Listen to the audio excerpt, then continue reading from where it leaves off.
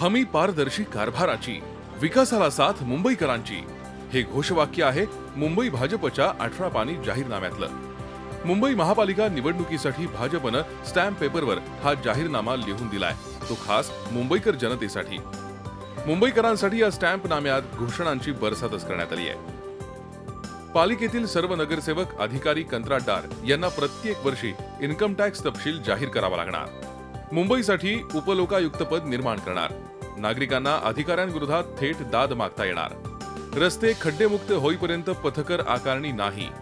ध्वनी प्रदूषणाची तीव्रता कमी करणार।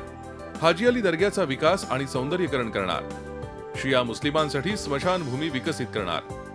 अनधिकृत बॅनर्स, होर्डिंग्स काढून मुंबईला बॅनर फ्री बनवणार। अशा घोषणांचा त्यात समावेश आहे। सत्तेत आल्यास स्टॅम्प पेपरवरील ही आश्वासनं पूर्ण करण्याची ग्वाही भाजपनं दिली आहे। या जाहीरनाम्यातनं त्या सगळ्या गोष्टी या ठिकाणी आम्ही केलेल्या आहेत की ज्यातनं हा पैसा पारदर्शी पद्धतीनं अकाउंटेबिलिटी ठेवून आणि जनतेच्या सहभागातून त्या ठिकाणी खर्च केला जाईल।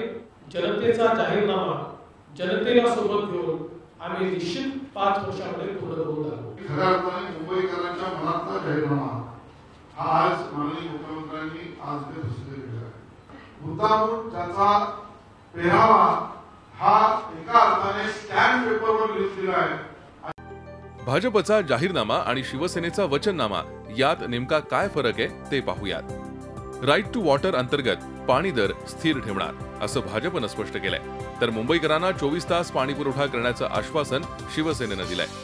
मुंबईतल्या उरलेल्या सगळ्या इमारतींना ओसी देणार असं भाजपनं म्हटलंय, तर 500 चौरस फुटाच्या घरांना करमाफी देण्याची घोषणा शिवसेनेनं केली आहे। सिटीजन स्मार्ट हेल्थ कार्ड तयार करून 5 लाखांचं विमा संरक्षण देणार असं भाजपनं सांगितलंय, तर मुंबईत जेनेरिक औषधांची केंद्र उभारण्याची ग्वाही शिवसेनेनं दिली आहे। धूळमुक्त मुंबईसाठी भाजप रस्ते धुणार आहे, तर शिवसेना आरेमधला हरित पट्टा कायम ठेवणार आहे। 5 वैद्यकीय महाविद्यालय उभारण्याचं आश्वासन भाजपनं दिलंय, तर मुंबईकरांसाठी बाळासाहेब आरोग्य सेवा योजना सुरू करण्याचं वचन शिवसेनेनं दिलंय।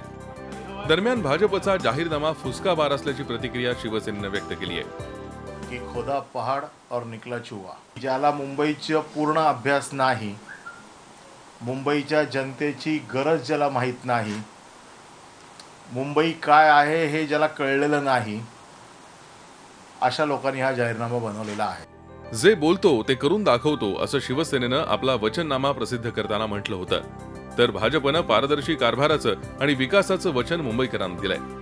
आता मुंबईकर नेमका कुणावर विश्वास ठेवणार हे येत्या 23 फेब्रुवारीला स्पष्ट होईल। अमित जोशी, झी मीडिया, मुंबई। झी 24 तास रहा एक पाऊल पुढे।